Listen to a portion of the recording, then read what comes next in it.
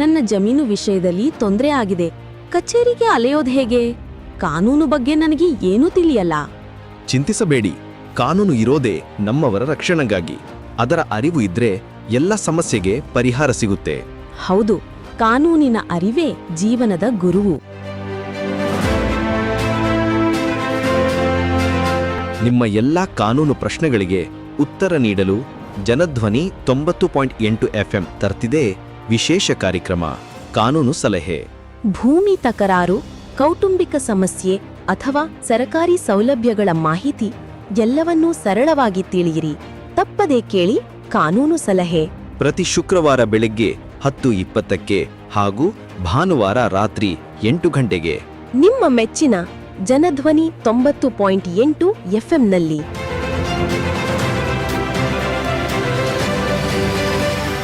ಎಲ್ಲರಿಗೂ ನಮಸ್ಕಾರಗಳು. ಎಂದಿನಂತೆ ನಾನು ನಿಮ್ಮ ಮನೆಯ ಮಗಳು ಐಶ್ವರ್ಯ ಮಾನೆಗಾರ್ ಮಾಡುವ ನಮಸ್ಕಾರಗಳು. ಪ್ರಿಯ ಕೇಳುಗರೆ, ಇವತ್ತು ನಾನು ಈ ತಿಂಗಳಿನಿಂದ ಒಂದು ಹೊಸ ವಿಭಿನ್ನ ರೀತಿಯ ಒಂದಿಷ್ಟು ವಿಷಯಗಳನ್ನು ನಿಮ್ಮೊಟ್ಟಿಗೆ ವಿಮರ್ಶೆ ಮಾಡಲಿಕ್ಕೆ ಬಂದಿದ್ದೇನೆ.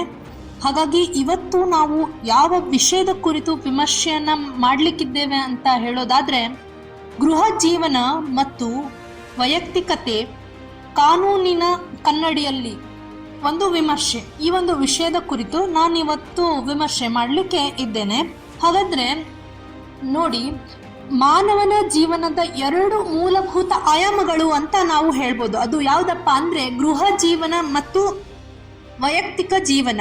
ಇದನ್ನ ನಾವು ಏನಾದರೂ ಒಂದು ಕಾನೂನಿನ ದೃಷ್ಟಿಯಲ್ಲಿ ನೋಡಿದಾಗ ಅತ್ಯಂತ ಮತ್ತು ಸೂಕ್ಷ್ಮ ಒಂದು ರಚನೆಗಳಾಗಿವೆ ಅಂತಂದು ಹೇಳಿದ್ರೆ ತಪ್ಪಾಗ್ಲಿಕ್ಕಿಲ್ಲ.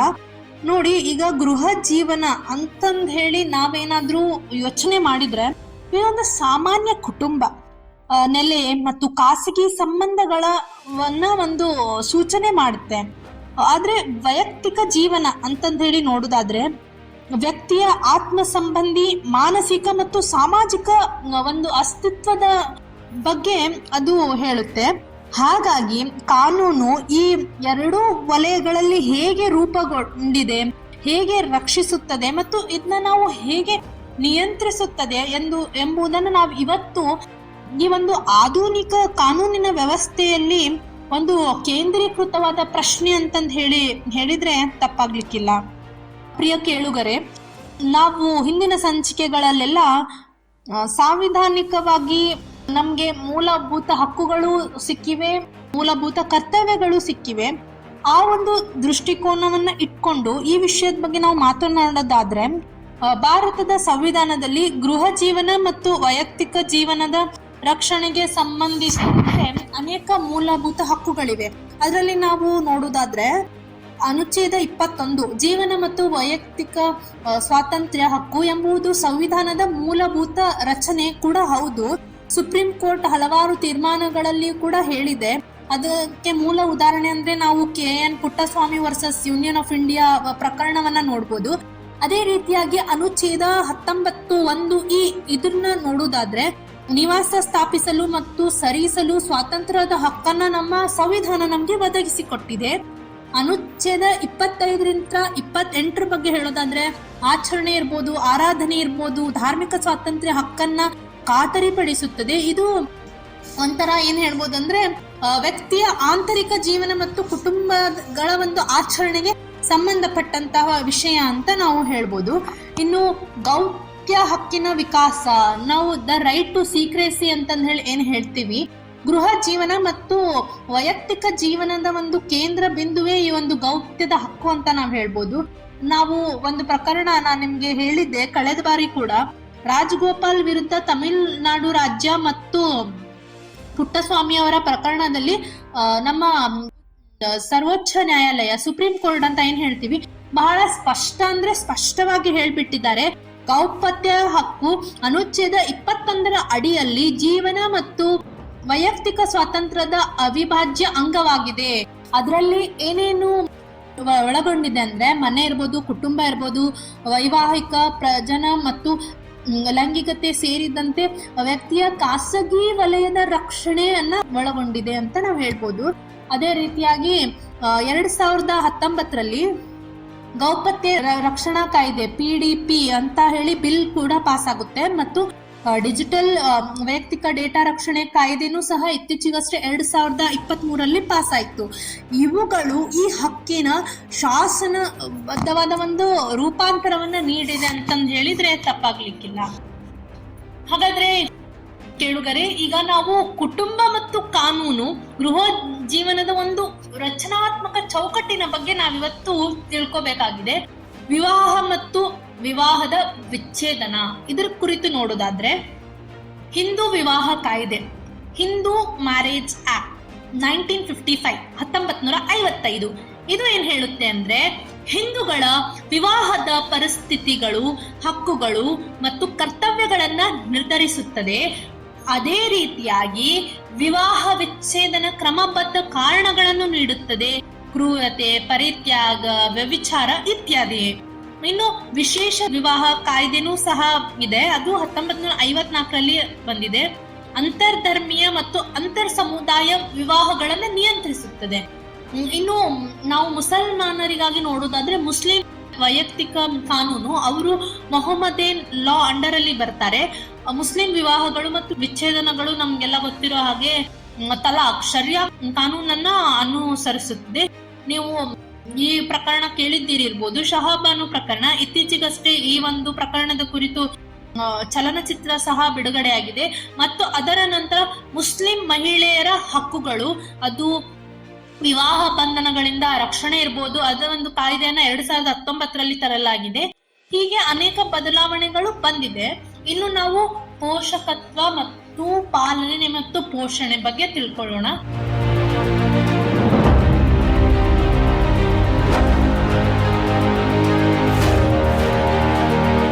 ಗರ್ಭಧಾರಣೆ ಮತ್ತು ಮಗು ಜನನ ನಿಯಂತ್ರಣ ಕಾಯ್ದೆ MPTP ಆಕ್ಟ್ 1971ನಲ್ಲಿ ಬಂದಿದೆ.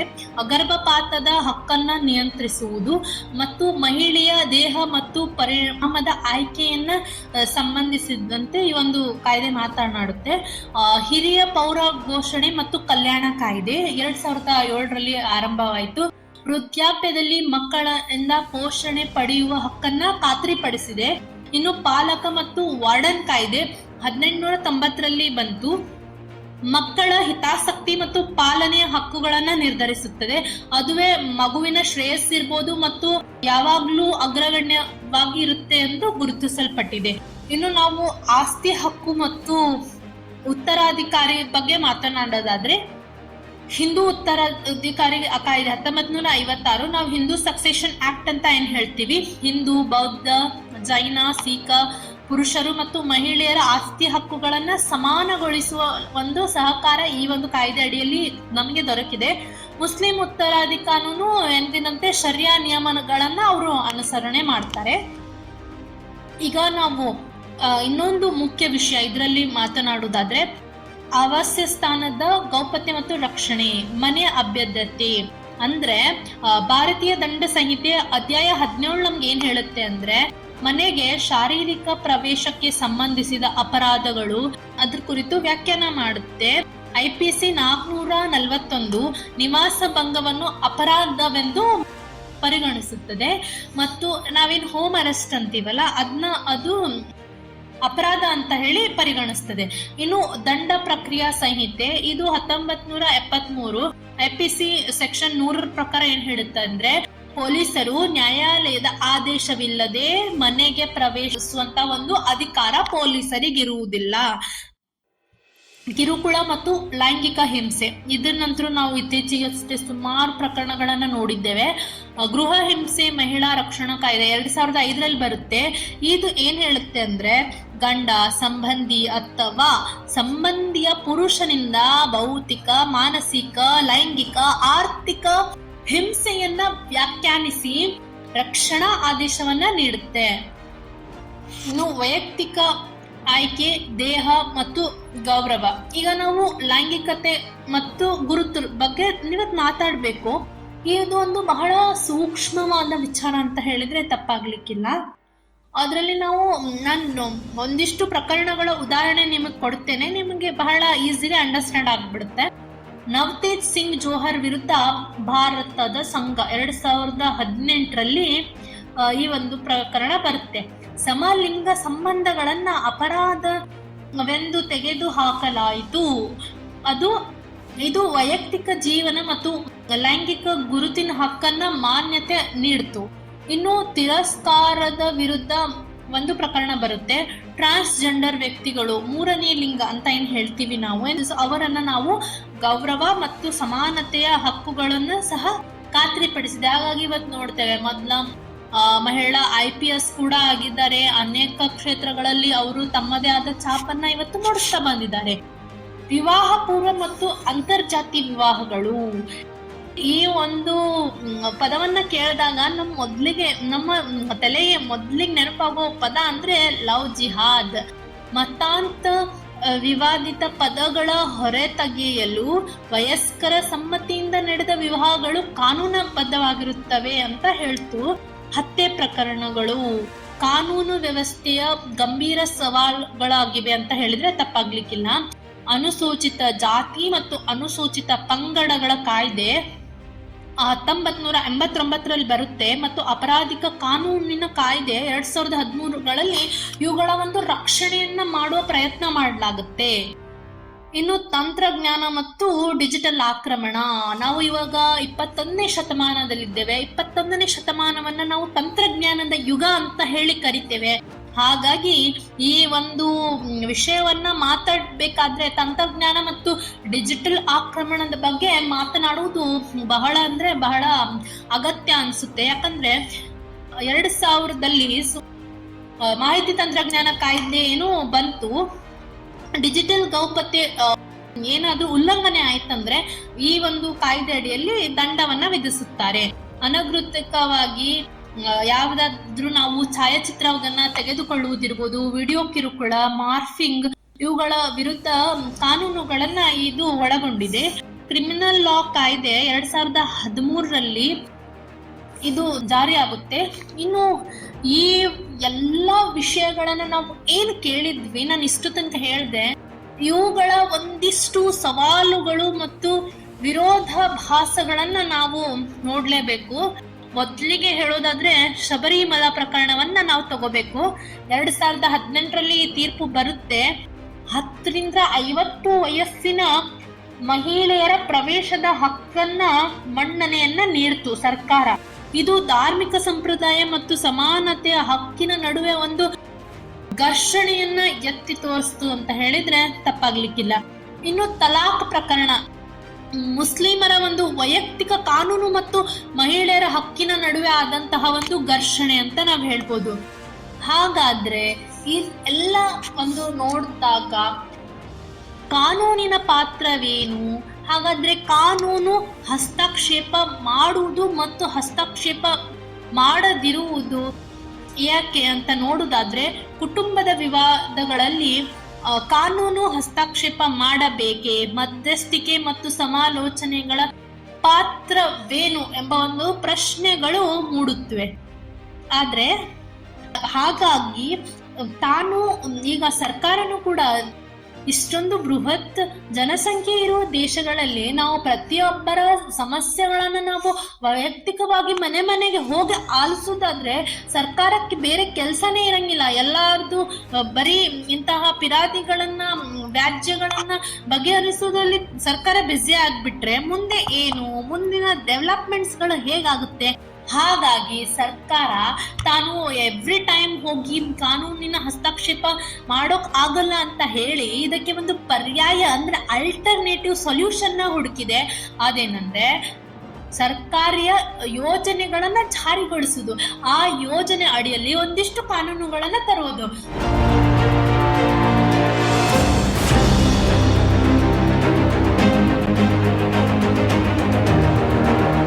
ಈಗ ನಾವು ಇತ್ತೀಚೆಗಷ್ಟೇ ನೋಡಿದ್ವಿ, ನಮ್ಮ ಕರ್ನಾಟಕ ಸರ್ಕಾರ ಮೆನ್ಸುರಲ್ ಸೈಕಲ್ ಲೀವ್ ಅಂತ ಹೇಳಿ ಕೊಡ್ತು. ಇದು ನಮ್ಗೆ ಹೊಸದು.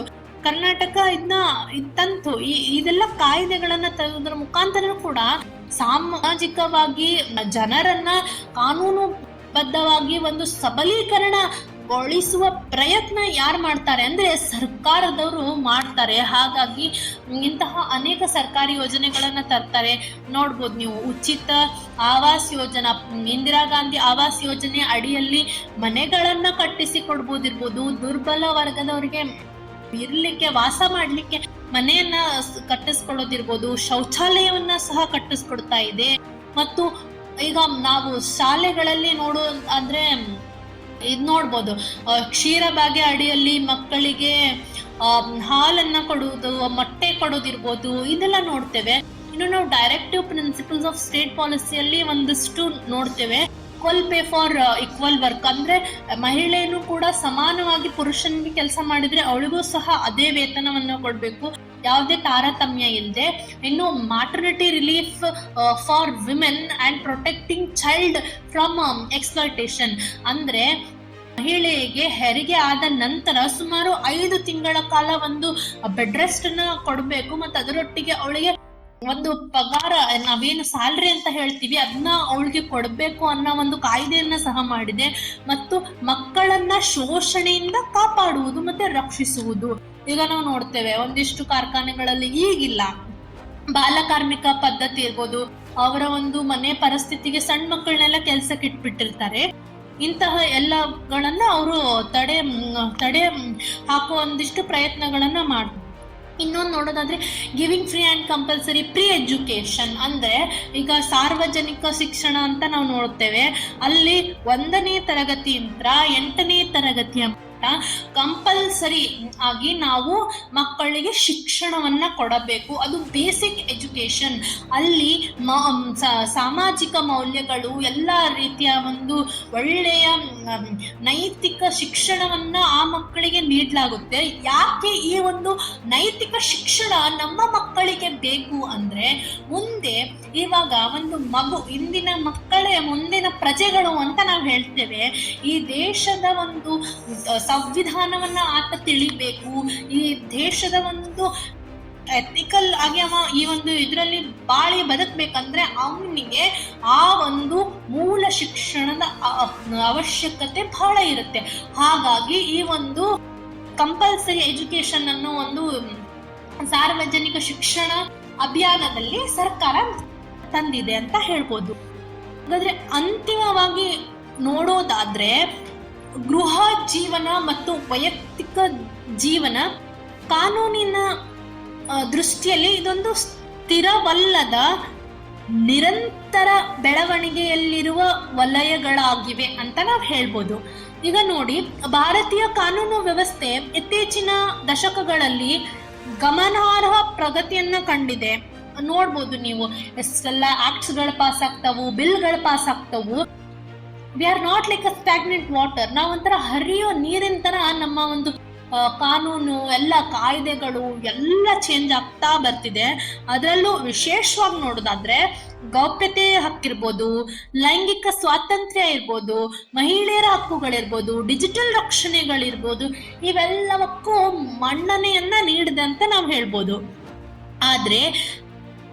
ಆದ್ರೆ ಕಾನೂನಿನ ಸಿದ್ಧಾಂತ ಮತ್ತು ನೆಲಮಟ್ಟದ ವಾಸ್ತವಿಕತೆಯ ನಡುವೆ ಇನ್ನೂ ಅಂತರವಿದೆ ಅಂತ ಹೇಳ್ಬೋದು. ಭವಿಷ್ಯದ ಸವಾಲುಗಳು ಅಂತ ನಾವು ನೋಡ್ಲಿಕ್ಕೆ ಹೋದ್ರೆ, ಕಾನೂನಿನ ಮೂಲಕ ಸಮಾಜವನ್ನ ಬದಲಾವಣೆ ಮಾಡುವಂತಹ ಪ್ರಯತ್ನ ಇನ್ನೂ ಆಗ್ಬೇಕಾಗಿದೆ. ಈಗ ನೀವು ಏನು ಕಾನೂನು ಅರಿವು ಕಾರ್ಯಕ್ರಮವನ್ನ ಕೇಳ್ತಿದ್ದೀರಲ್ಲ, ಇದು ಸಹ ಇದ್ರದ್ದೊಂದು ಭಾಗ ಅಂತ ನಾವು ಹೇಳ್ಬೋದು. ಯಾಕಂದ್ರೆ ಕುಟುಂಬ ವ್ಯವಸ್ಥೆಯೊಳಗೆ ಸಮಾನತೆ ಮತ್ತು ಗೌರವವನ್ನ ಖಾತ್ರಿಪಡಿಸುವುದು ಮತ್ತು ತಂತ್ರಜ್ಞಾನದಿಂದ ಆಕ್ರಮಣದಿಂದ ವೈಯಕ್ತಿಕ ಜೀವನವನ್ನ ರಕ್ಷಿಸುವ ಒಂದು ಮೂಲ ಸಾಧನ ಇವೆ ಅಂದ್ರೆ ಕಾನೂನು ಆಗಿದೆ. ಕಾನೂನು ಕೇವಲ ನಿಯಮಗಳ ಸಮೂಹವಲ್ಲ ಅಂತ ಹೇಳ್ಬೋದು. ಇದು ಸಮಾಜದ ಮೌಲ್ಯಗಳ ಪ್ರತಿಬಿಂಬ ಮತ್ತು ನೈತಿಕ ಚೌಕಟ್ಟು ಅಂತ ಹೇಳಿ ನಾವು ಹೇಳ್ಬೋದು.